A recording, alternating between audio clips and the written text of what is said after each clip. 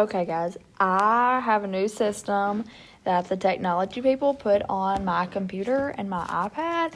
And so it allows me to have what is on my computer screen exactly on my iPad.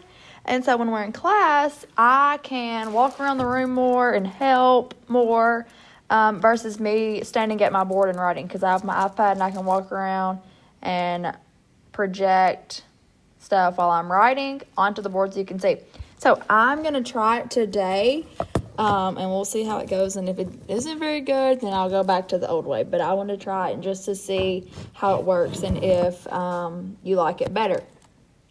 So first, we are, let me zoom, see, already messing up. Let me zoom out a little bit. All right. So this first video that I'm going to do is just going to be an overview of what we did in class yesterday for anybody who was not here and for anyone who just wants to go back and learn what we did. All right, so remember yesterday we talked about quadratic functions and its inverse, okay? So first I'm going to hit this play button. All right, we see that there is one painted cube face right here. Okay, next, I have 4, okay?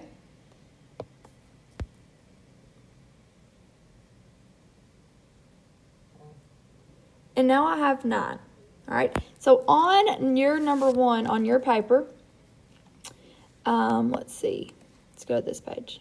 All right, you've got this. All right, so remember yesterday we talked about the height of the cube was our X, and the number of faces painted was our Y. All right, let me make this a little bit smaller. Okay. All right, so when you have a 1 height in cube, you're saying 1 squared. When I have 4, I get 4. So 2 times 2 is 4. When my height of my visual is 3, 3 squared is 9. When I have a height of 4, it is going to be, hold on, I messed up.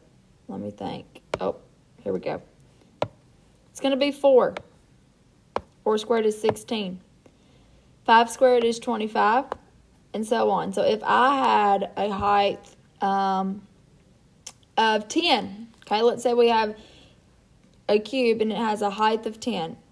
10 times 10 or 10 squared would be 100. So that means you would have 100 faces painted. Okay? All right. So yesterday we had to find the relationship between the number of faces painted. So from 1 to 4, we add 3. From 4 to 9, we add 5. And remember, this is 16.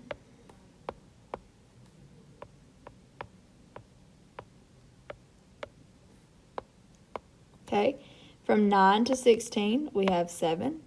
And from 16 to 25, we have 9. Now, this is what is called our first difference. Yesterday, we talked about quadratics having a second difference. So, from 3 to 5, we add 2. 5 to 7, we add 2. 7 to 9, we add 2. Since all those 2's are the same, we know when the second difference is the same, that means it is a quadratic function. So that leads you to number 2, okay? Number 2 says, what type of function models the situation in question 1? All right, well, that's a quadratic, and the reasoning behind that is because the second difference is equal. All right, so now I am going to go to number, can I go down on this? Oh, maybe not. Hold on. There we go. All right, from 5 to 0, we're going down 5. 0, 1, negative 1. Negative 1, 2. We have a negative 3. And from 2 to 9, we have 7. So this is our first difference. Those are not the same, so we know it cannot be linear. We did not multiply, so we know it cannot be exponential. If we find the second difference, everything is 4. Since that is the same, yes, this is a quadratic function. Okay?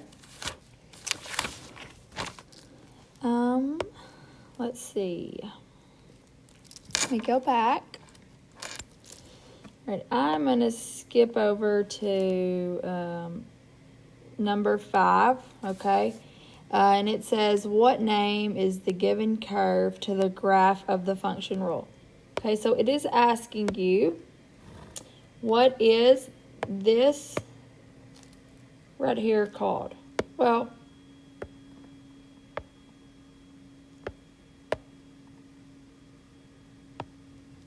if you look, it says, as you may, oh, that's in white. Sorry. Oh, I'm terrible at this. Hold on.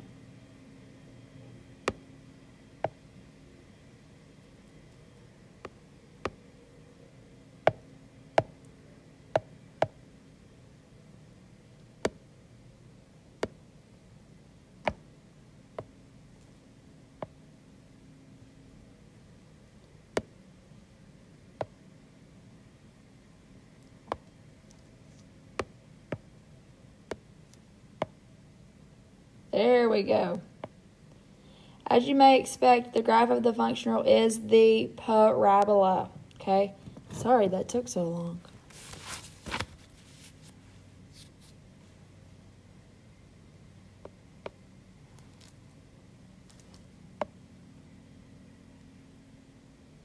All right, this is on number 7, and yesterday we did this exact thing. So originally on number 1, our number of faces painted was our y, but now we see that this is our x.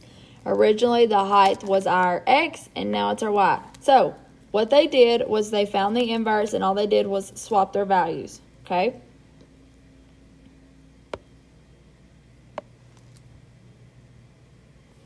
All right, I'm going to hit play, and it's going to show you the exact thing that they're doing. So they swapped x and y here to get that function rule.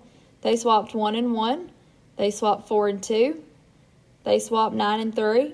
And they swapped 16 and 4. All right, so now,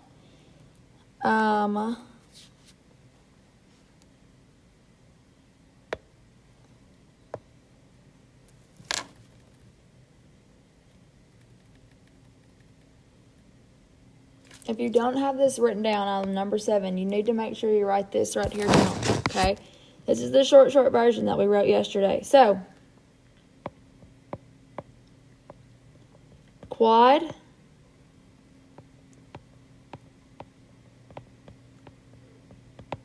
to a square root, okay? Remember, quad stands for quadratic.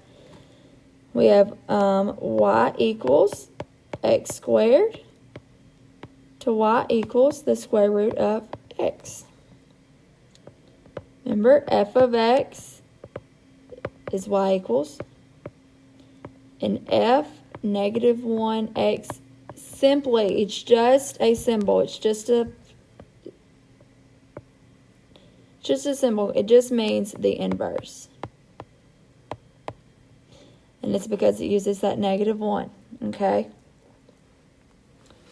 So, make sure you know this, have this written down.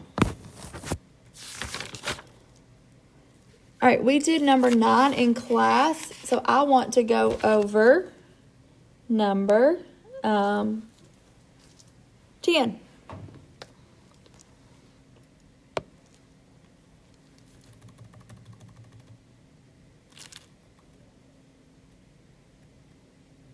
Okay, if you graph in your calculators or on Desmos or wherever you're graphing,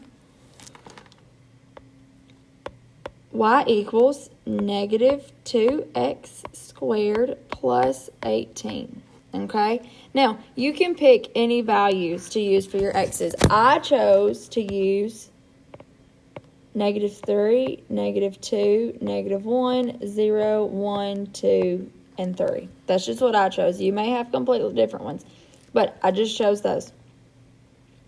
All right, so when you plug that into your y equals and you go to your table, you should get the following values.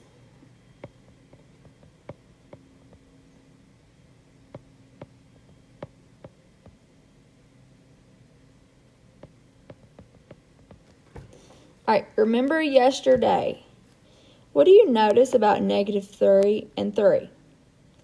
They both have the same y value. Negative 2 and positive 2 both have 10. Negative 1 and 1 both have 16, and 0 goes with 18. That's because this parabola is going to look like this. And it looks like that because of this negative, okay? So whatever you have on the left side is what you have on the right side because it's symmetric. Or whatever you have on the right side is what you have on the left side, okay? So this right here is my original. All right, but I want to find the inverse. So easy way is to just swap my values.